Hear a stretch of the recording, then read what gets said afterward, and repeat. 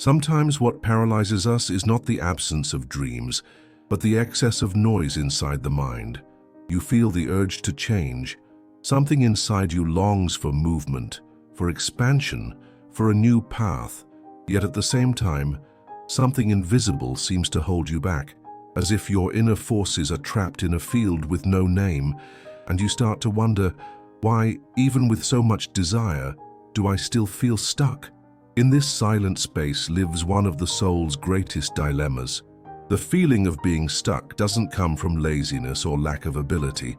It arises when your intention is alive, but your energy is misaligned. Napoleon Hill spoke of this as the greatest enemy of creative thought: indecision, procrastination, hesitation that corrodes, that drains, that makes the soul doubt its own impulse. It's not that you don't know where to go, it's that your mind is still attached to patterns that slow down the flow. And when the flow is blocked, everything around you feels frozen. Greg Braden offers a deeper insight. The quantum field doesn't respond to what you think with urgency. It responds to what you feel with coherence. This means that if your heart vibrates in fear while your mind shouts for change, the field does not move, because there is no alignment, because your desire still carries the frequency of conflict. So, being stuck is not the same as being empty. Often, it's the opposite. There's too much unresolved emotion, too many stored beliefs, too many expectations mixed with frustration, and the soul goes silent. A silence that isn't peace, but pause. A pause for you to listen, a pause for you to feel, a pause for you to remember. It's like the cocoon. The caterpillar is not trapped. It has not been defeated. It hasn't stopped evolving. It's forming wings. But if it doesn't recognize the cocoon as part of the flight, it turns into a prison, a punishment, a failure. And it's not. The cocoon is process. The cocoon is preparation. The cocoon is transition. The problem is we were taught to reject stillness. We were taught to accelerate, to produce, to decide quickly. And when life invites us to pause, we interpret it as failure, as blockage, as regression.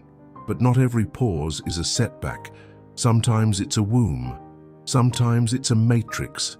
Sometimes it's the exact space where something new begins to form. So if today you feel stuck, maybe you're not trapped. Maybe you're being prepared.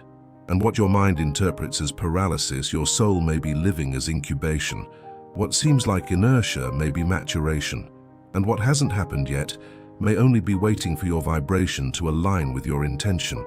Because yes, the field responds, but not to your scream. It responds to your frequency. And that frequency begins in the place where fear releases control and presence takes the lead. Let's explore this invisible field together, understand its cycles, move through its silences, and allow the next 21 days to be not a challenge of willpower, but an invitation to reconnection. Because you're not stuck, you're about to be reborn. At first glance, it just seems like another postponed day, another project set aside, another dream suspended. You tell yourself it's procrastination, that you need to get organized, that you're waiting for the right time. But deep down, where words no longer reach, something remains frozen. And this freeze isn't logical, it's emotional. It's not the clock's time that paralyzes you. It's the time of a pain that was never fully processed.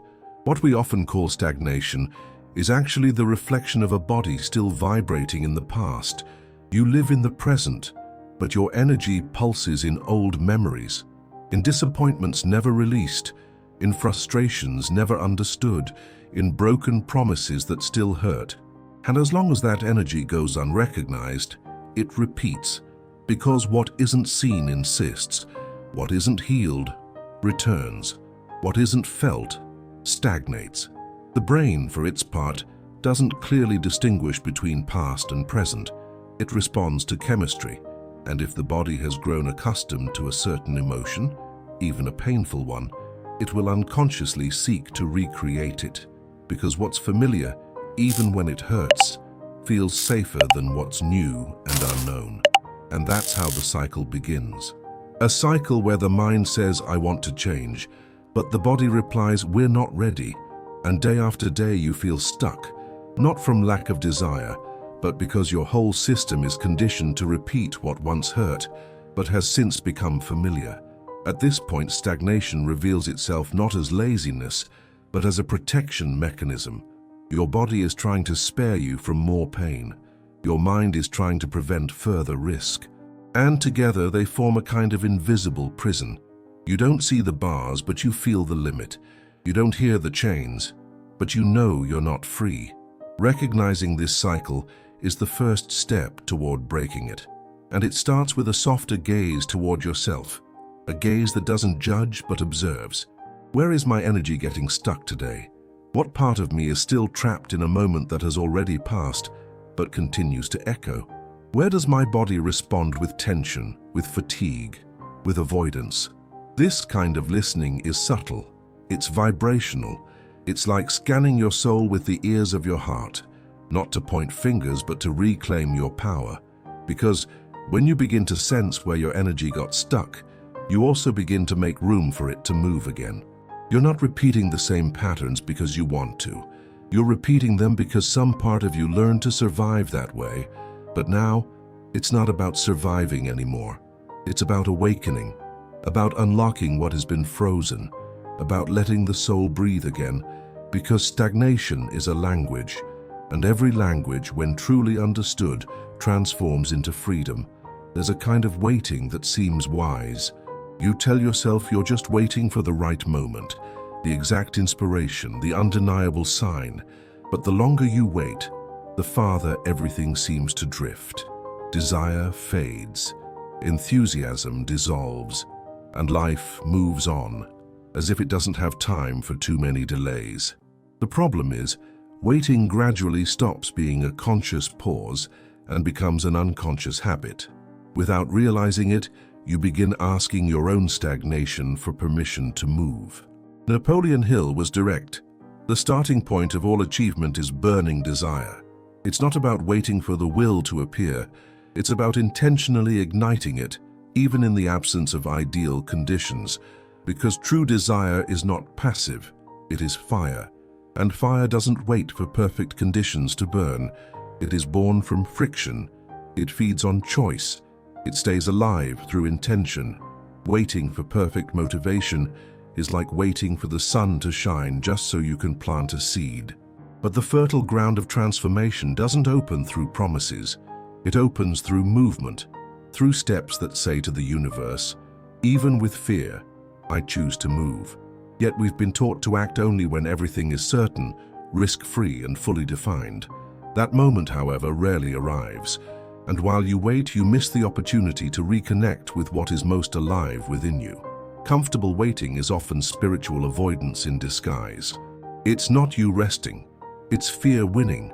And this kind of escape brings with it a silent guilt, a subtle sense that you are betraying yourself, even if you don't know how to change it.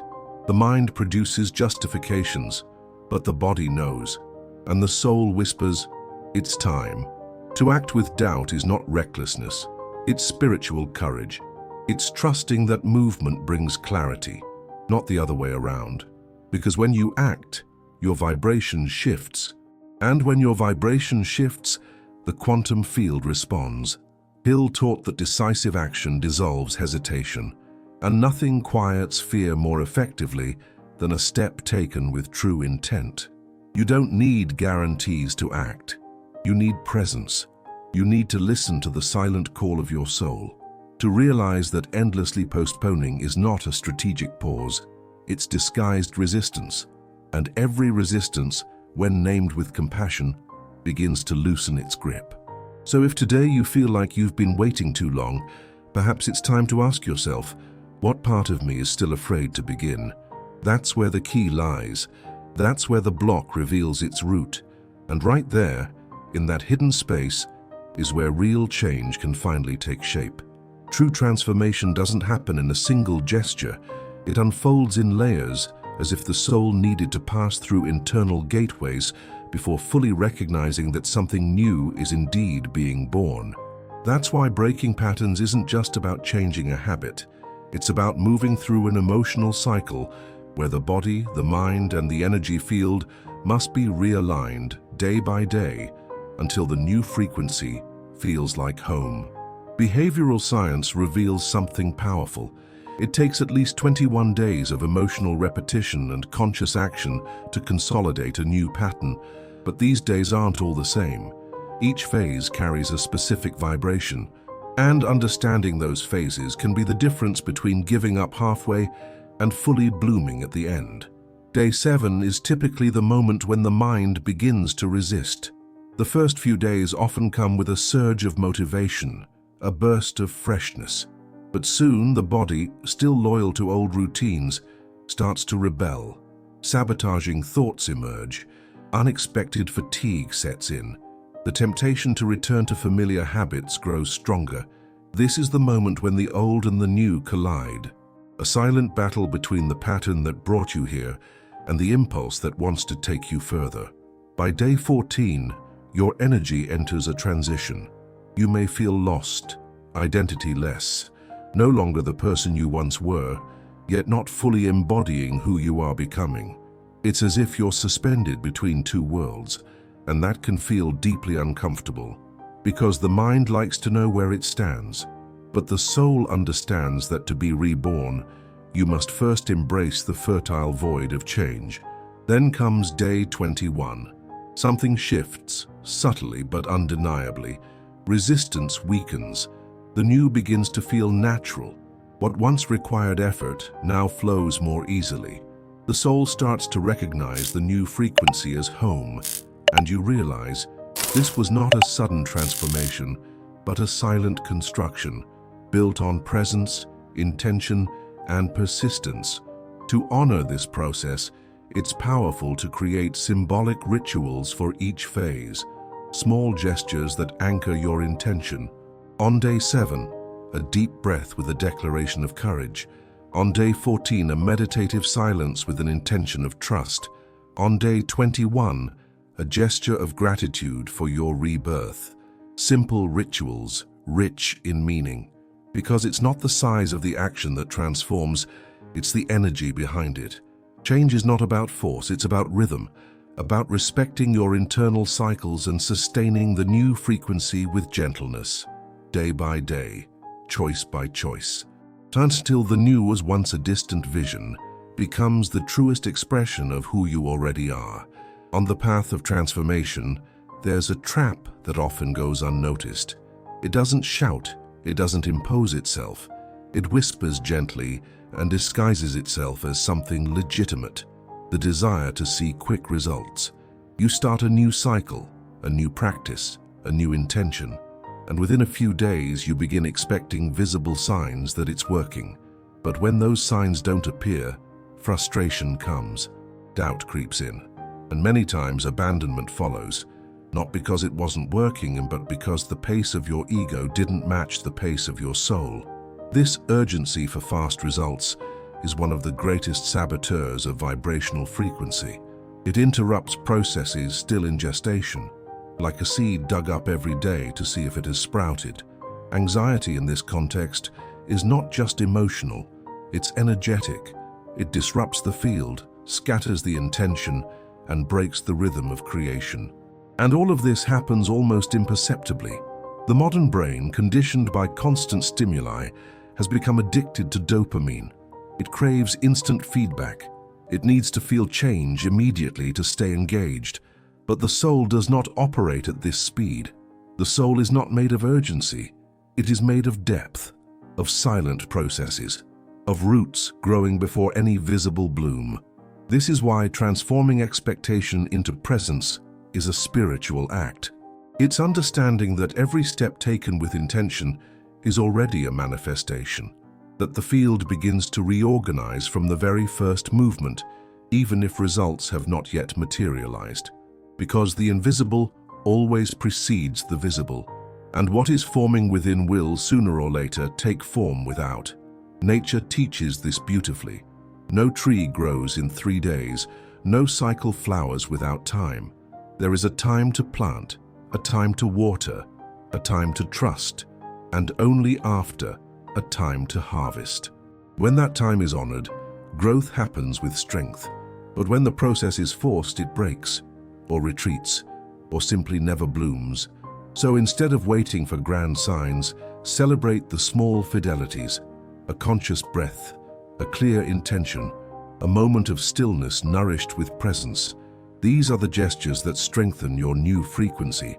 And when you learn to remain steady, even without immediate proof, the field responds with coherence. Because anything nurtured with consistency eventually and inevitably blooms in truth. Sometimes what holds you back isn't what's happening around you, but what's still vibrating inside you. You feel that you've changed, that you no longer think the way you used to, that you want something new, something more aligned, more authentic, yet something unseen continues to pull you back into old patterns, as if a part of you is still tied to a name your soul no longer responds to. The truth is, change doesn't happen only on the level of desire. It must happen on the level of identity. And that takes courage, because your external reality constantly responds to the frequency of how you define yourself. And if, even in silence, you still say things like, "I've always been this way, I never get it right, that's not for me," then the universe understands. That's who you still want to be. Florence Scovel Shinn said it with clarity. The word shapes form. What you speak about yourself molds the field around you. And the most delicate part is that often these affirmations aren't said aloud. They're felt. They live in the way you see yourself, in the inner image you carry, in the vibrational memory of who you used to be. It's as if your soul has already stepped forward, but your vibration is still anchored in the past. And that creates noise, dissonance, a subtle friction between what you want to manifest and what you're still affirming, even unconsciously. Breaking free from the old identity isn't about denying your past. It's about honoring what it taught you and, with gratitude, moving on. It's declaring to the field, "I am different now." And that declaration doesn't need to be grand. It can begin with small, powerful gestures, like rewriting, each day, 3 affirmations about who you are becoming. Not as future desire, but as current truth, as if it were already real, because in many ways it already is. When you write, you send a new command to your subconscious, and over time, that command becomes an image. The image becomes an emotion, and the emotion becomes reality. This simple practice is how you slowly redraw your vibration. It's how you update the field that surrounds you with the energy of your new version. You don't have to fit into who you used to be. You don't need to keep carrying names that no longer speak of who you are, because every identity is a vibrational choice, and choosing a new one is not rejecting the past. It's remembering that you've always had the right to be reborn, as many times as it takes, as many times as it feels true. Picture a river, a natural flow of water, born from an invisible source, moving effortlessly through curves, over rocks, across landscapes. That river is your vital energy, the organic motion of your soul toward expansion, creation, and life. Now imagine this same river, dammed by heavy stones, each stone representing a limiting belief, an old fear, a repeated doubt turned into personal truth. Those stones didn't appear by accident. They were placed there by past experiences, by inherited narratives, by well-intentioned efforts to protect yourself from further pain. Over time, the current slowed, the flow quieted, not because the river dried up, but because it no longer had room to move, blocked, constrained, covered by layers of emotional survival that eventually became spiritual weight. But here is the truth. You don't need to push the river to make it move. You don't need to force the flow. All it takes is the removal of a single stone, one fear acknowledged, one belief released, one outdated story lovingly put to rest, and the current finds its way again, because flow is the river's nature. Just as movement is the soul's instinct, what prevents is not lack of energy, it's excess resistance. Napoleon Hill taught this with piercing clarity. Fear is simply faith misdirected. It's as if all the energy you have for believing was redirected toward worst-case scenarios. And when you begin to redirect that faith back to your own power, something quietly shifts, Because faith is creation. Wherever it rests, reality begins to form. And here's the key. You don't overcome fear by fighting it. You dissolve fear by releasing what gave it power. You don't need to push the river, just stop damming it. This subtle shift is not just spiritual insight, it's vibrational truth. Because every time you stop trying to control the flow resumes its course. By day 21, when you pause to observe what has shifted within, you may realize something is moving again. Not because you forced it, but because you finally allowed it. Because you stopped resisting and started trusting. Because you stopped fearing and began releasing. Energy flows when you choose not to hold it back, not with force, but with surrender, not with certainty, but with presence. And that flow, even if gentle, is what reconnects you with the joy of simply being, with the quiet strength of no longer needing to fight, and with the deep truth that your soul already knows the way. Getting here isn't just crossing a finish line. It's stepping through a portal. 21 days are not an end. They are a vibrational rebirth. A new frequency has been activated within you, and now the most delicate task begins, keeping it alive, not with pressure, but with presence, not through force, but through devotion, as if you were tending to a flame, not with fear of it going out, but with the love of keeping it warm. Napoleon Hill spoke clearly. Persistence is the invisible link between desire and realization. It's not intensity that transforms, it's the quiet constancy, the decision, renewed each day to keep going, even after the initial excitement fades, because what is built with consistency grows roots, and what grows roots stays. Dr. Joe Dispenza deepens this wisdom by reminding us that neuroplasticity, the rewiring of mind and emotion, only becomes reality through repetition of emotion and deliberate action. Every new thought, every repeated elevated feeling, every conscious gesture reinforces the wiring of this new state of being.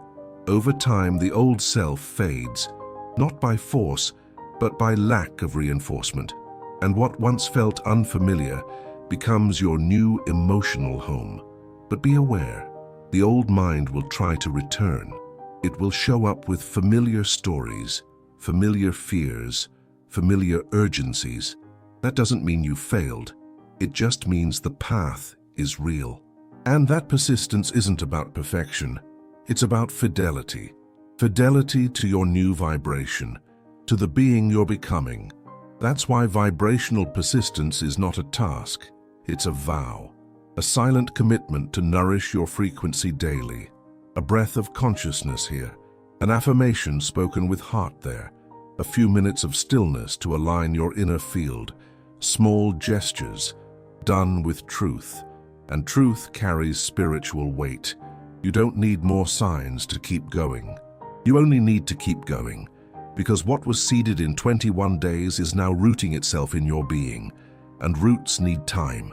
They need water, they need care, they need love. The flower will come, but until then, nourish the soil, honor the journey. These 21 days were not a challenge, they were a calling to leave behind the old, to pass through the void, and to embody the new. And now, with a clearer heart, a steadier mind, and a soul more aligned with itself, you can walk forward. Not because you've reached the destination, but because finally you're walking from the truth of who you are. And that in itself is freedom.